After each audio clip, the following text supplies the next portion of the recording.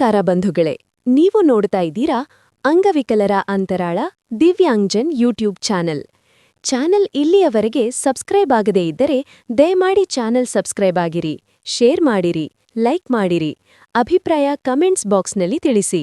Bell icon ಒತ್ತುವುದನ್ನು ತಪ್ಪದೇ ಮರೆಯದಿರಿ. Like button ಒತ್ತಿದರೆ ಹೈಪ್ ಬಟನ್ ಬರುತ್ತದೆ, ಅದನ್ನು ಒತ್ತಿ ಚಾನೆಲ್ ಪ್ರೋತ್ಸಾಹ ನೀಡಿ.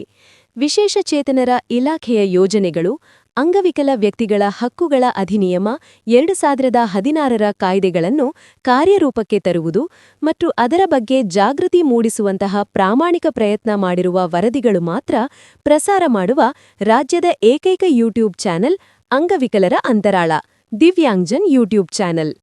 ರಾಜ್ಯದ ಅಂಗವಿಕಲರಿಗೆ ತಿಳುವಳಿಕೆ ಕೊಡಬೇಕು ಎಂಬ ಸದುದ್ದೇಶದಿಂದ ಮಾತ್ರ ಕೆಲಸ ಮಾಡುತ್ತಿರುವ ಚಾನೆಲ್ ಇದಾಗಿದ್ದು, ಅಂದರೆ ರಾಜ್ಯದ ಅಂಗವಿಕಲರ ಸಮಸ್ಯೆಗಳನ್ನು ಹೇಳಿಕೊಳ್ಳುವ, ಅವುಗಳಿಗೆ ಪರಿಹಾರ ಕಂಡುಕೊಳ್ಳಲು ಇದೊಂದು ಉತ್ತಮ ವೇದಿಕೆ ಇದಾಗಿದೆ.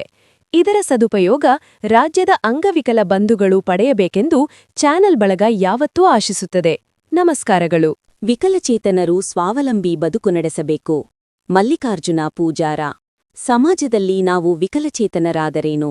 ನಮ್ಮಲ್ಲಿ ಪ್ರತಿಭೆಗೆ ಕೊರತೆಯಿಲ್ಲ. ಚಿಕ್ಕ ಅವಕಾಶವನ್ನು ಬಳಸಿಕೊಂಡು ಸ್ವಾವಲಂಬಿ ಜೀವನ ಕಟ್ಟಿಕೊಳ್ಳಬೇಕು. ಸರ್ಕಾರ ನಮಗಾಗಿ ಅನೇಕ ಯೋಜನೆಗಳನ್ನು, ಕಾರ್ಯಕ್ರಮಗಳನ್ನು ಜಾರಿಗೆ ತಂದಿದೆ. ಸಕಾಲಕ್ಕೆ ಅರ್ಜಿ ಸಲ್ಲಿಸಿ ಸೌಲಭ್ಯ ಪಡೆಯಬೇಕು. ವಿಕಲಚೇತನರ ಹಕ್ಕುಗಳ ಕಾಯ್ದೆ 2016ರ ಪ್ರಕಾರ 21 ರೀತಿಯ ವಿಕಲಚೇತನರು ಸಮಾಜದಲ್ಲಿ ಕಾಣಬಹುದು. ಪ್ರತಿಯೊಬ್ಬರಲ್ಲಿ ವಿಭಿನ್ನ ರೀತಿಯ ಗುಣವಿರುತ್ತದೆ. ವಿಕಲಚೇತನರಿಗಾಗಿ ಸರ್ಕಾರದ ವಿವಿಧ ಇಲಾಖೆಗಳಲ್ಲಿ 5% ಅನುದಾನ ಮೀಸಲಿಟ್ಟಿದೆ. ಉದ್ಯೋಗ, ವಸತಿ, ಶಿಕ್ಷಣ, ಸೇವಾ ಸೌಲಭ್ಯವನ್ನು ಒದಗಿಸಿದೆ ಎಂದು ತಿಳಿಸಿದರು. ಗ್ರಾಮೀಣ ಪುನರ್ವಸತಿ ಕಾರ್ಯಕರ್ತರಾದ ಸಿದ್ದಲಿಂಗಯ್ಯ ಗೊರ್ಲೆಕೊಪ್ಪ ತಮ್ಮ ಕೆಲಸದ ಪ್ರಗತಿ ವರದಿ ಮಂಡನೆ ಮತ್ತು ಸೇವಾ ಸೌಲಭ್ಯವನ್ನು ಒದಗಿಸಿದ ವರದಿ ಮಂಡನಿಸಿದರು. ವಿಕಲಚೇತನರ ಸಮನ್ವಯ ಗ್ರಾಮಸಭೆ ಹಿರೇಸಿಂದೋಗಿ. ಕರ್ನಾಟಕ ಸರ್ಕಾರ ವಿಕಲಚೇತನರ ಹಾಗೂ ಹಿರಿಯ ನಾಗರಿಕರ ಸಬಲೀಕರಣ ಇಲಾಖೆ ಕೊಪ್ಪಳ ಗ್ರಾಮ ಪಂಚಾಯಿತಿ ಹಿರೇಸಿಂದೋಗಿ ಸಹಯೋಗದಲ್ಲಿ ವಿಶ್ವ ವಿಕಲಚೇತನರ ದಿನಾಚರಣೆ ಅಂಗವಾಗಿ ಪ್ರತಿ ವರ್ಷದಂತೆ ಈ ವರ್ಷವೂ ಸಹ ವಿಕಲಚೇತನರ ಸಮನ್ವಯ ಗ್ರಾಮಸಭೆ ಹಮ್ಮಿಕೊಳ್ಳಲಾಗಿತ್ತು. ಈ ಸಂದರ್ಭದಲ್ಲಿ ಗ್ರಾಮ ಪಂಚಾಯಿತಿ ಅಭಿವೃದ್ಧಿ ಅಧಿಕಾರಿಗಳಾದ ಪ್ರಕಾಶ್ ಸಜ್ಜನ, ಕಾರ್ಯದರ್ಶಿ ಮಹೇಶ್ ಕರೋ, ಒಕ್ಕೂಟದ ರಾಜ್ಯ ಉಪಾಧ್ಯಕ್ಷರಾದ ಮಲ್ಲಿಕಾರ್ಜುನ ಪೂಜಾರ, ಗ್ರಾಮೀಣ ಪುನರ್ವಸತಿ ಕಾರ್ಯಕರ್ತರಾದ ಸಿದ್ದಲಿಂಗಯ್ಯ ಗೊರ್ಲೆಕೊಪ್ಪ, ಭರಮಪ್ಪ, ಈಶಪ್ಪ, ಸೋಮಪ್ಪ, ಲಕ್ಷ್ಮಿ, ಅನುಸೂಯ, ನಗರ ಪುನರ್ವಸತಿ ಕಾರ್ಯಕರ್ತರಾದ ರಾಘವೇಂದ್ರ, ಪಂಚಾಯಿತಿ ಸಿಬ್ಬಂದಿ ಮತ್ತು ವಿಕಲಚೇತನರು, ಆರೈಕೆದಾರರು ಭಾಗವಹಿಸಿ ಕಾರ್ಯಕ್ರಮವನ್ನು ಯಶಸ್ವಿಗೊಳಿಸಿದರು.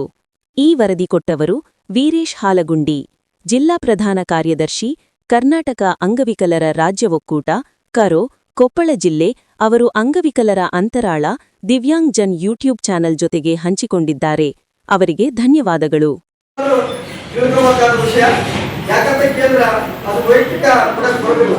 ಯಾಕಂದ್ರೆ ಸರ್ಕಾರ ಆದೇಶ ಆಗಿದೆ, ಅದು ಯಾಕೆ ಬಳಸ್ಬೇಕಪ್ಪ ಅಂತಂದ್ರೆ ಸಾರ್ವಜನಿಕವಾಗಿ ಒಂದು ಬಸ್ ಸ್ಟ್ಯಾಂಡಲ್ಲಿ ರ್ಯಾಂಪ್ ವ್ಯವಸ್ಥೆ ಇರ್ಬೋದು, ಮತ್ತು ವಿಕಲಚೇತನರಿಗೆ ಸಂಬಂಧಪಟ್ಟ ಒಂದು ಸಂಘ ಬಿಟ್ಟಂದ್ರೆ ಆ ಸಂಘಕ್ಕೆ ಒಂದು ಭವನಂತರವಾಗಿ ಕಳಿಸಿಕೊಡೋದಾಗಿರ್ಬೋದು, ಆ ನಂತರ ಶೌಚಾಲಯ. ಬಟ್ ಆದರೆ ಇಲ್ಲಿವರೆಗೆ ಆದರೂ ಎಲ್ಲ ಸೌಲಭ್ಯ ಪ್ರಕಾರ ಆ ಶೌಚಾಲಯ ಸಂಬಂಧಪಟ್ಟಾಗ ಆಮೇಲೆ ಬಸ್ಸು ಮಾಡಿರ್ತೀರಿ ಅಂತ ಹೇಳಿ ಭಾವಿಸ್ತಾ ಇದ್ದೀವಿ. ಇಲ್ಲಿ ವಿಕಲಚೇತನ